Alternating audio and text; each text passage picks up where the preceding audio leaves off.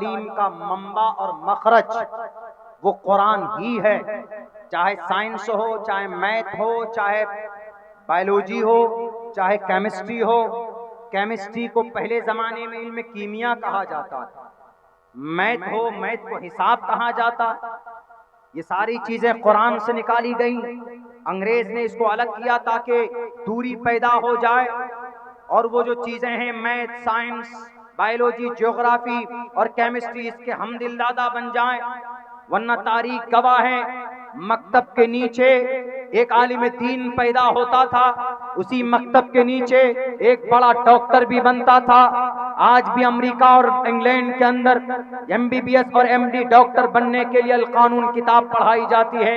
اور یہ القانون کتاب کو لکھنے والا ایک حافظ قرآن، پہلے وہ حافظ بنے 11 سال کی عمر میں، تب جا کر علم طب کو سیکھا انہوں نے. اس کا نام شیخ حسین ابن علی سینا ہے. یہ کیمرہ کی کھوج کرنے والا کون ہے؟ مدرسے کا طالب علم ابن ہیثم ہے. دا نالج آف آپٹکس کے اوپر ان کی ایک کتاب ہے، باضابطہ پڑھیے. وینس پلانیٹ کو زمین سے کھوج کر دنیا کے اندر اوپر اتہاس رچنے والا کون؟ یہی ابن ہیثم ہے. اور دنیا کے اندر آپریشن کے آلات کو بنانے والا کون؟ مدرسے کا طالب علم ابو القاسم الزہراوی ہے. دنیا کے اندر ڈاکٹر کا امام کس کو مانا گیا؟ چیچس اور پتھری جیسے مہلک بیماری کا علاج اور ان کی دوائی کی کھوج کس نے کی ہے؟ ابو بکر محمد بن زکریا رازی نے کی ہے، جو مدرسے کے طالب علم تھے. ایسا نہیں ہے، قرآن پڑھنے والوں نے اتہاس اور تاریخ رقم کی ہے.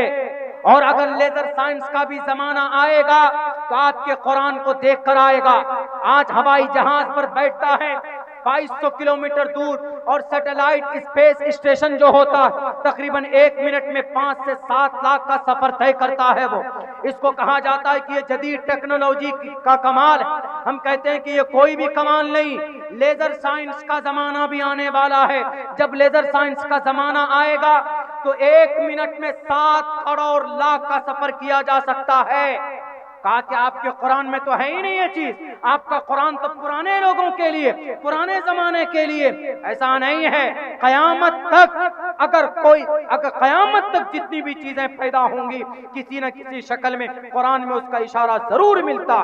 آپ کہیں گے کہ مولانا لیزر سائنس کے زمانے میں 1 منٹ میں یہی اسپیس اسٹیشن، 1 منٹ میں لیزر سائنس کے زمانہ جب آئے گا، ابھی ماڈرن یہ جدید سائنس ہے، ایک لیزر سائنس آئے گا، اس کا بھی زمانہ آئے گا. اس وقت میں آپ کی بائک کی سپیڈ 200 کلومیٹر کی رفتار سے چلے گی.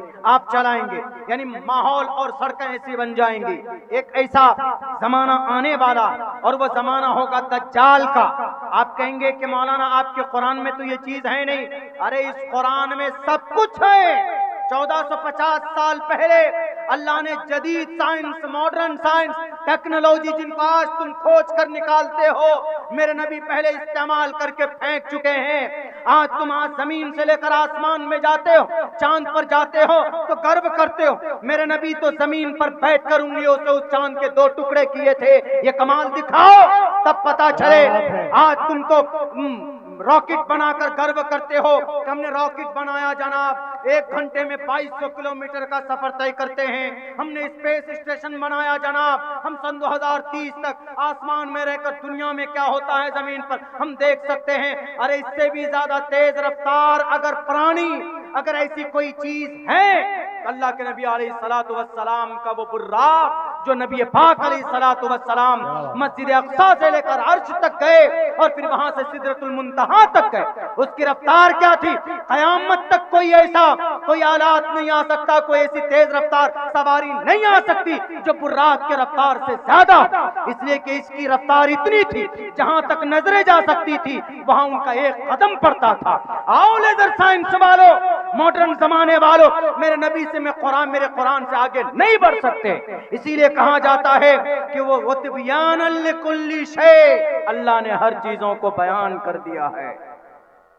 موقع بموقع یہ ساری چیزیں آتی رہیں گی. اسی لیے تعلیم آج کل اس کو بانٹ دیا گیا ہے. ہمیں اپنے بچوں کو سب سے پہلے اپنے عقیدے کی تعلیم دینے کی ضرورت ہے، اپنے قرآن اور اپنی حدیث کی تعلیم دیں. اس کے بعد ساتھ ساتھ آپ ان کو میتھ بھی پڑھائیے، ان کو کیمسٹری بھی پڑھائیے، ان کو جنرل نالج بھی پڑھائیے. یہ بھی ضروری ہے، یہ بھی ضروری ہے. زمانے کے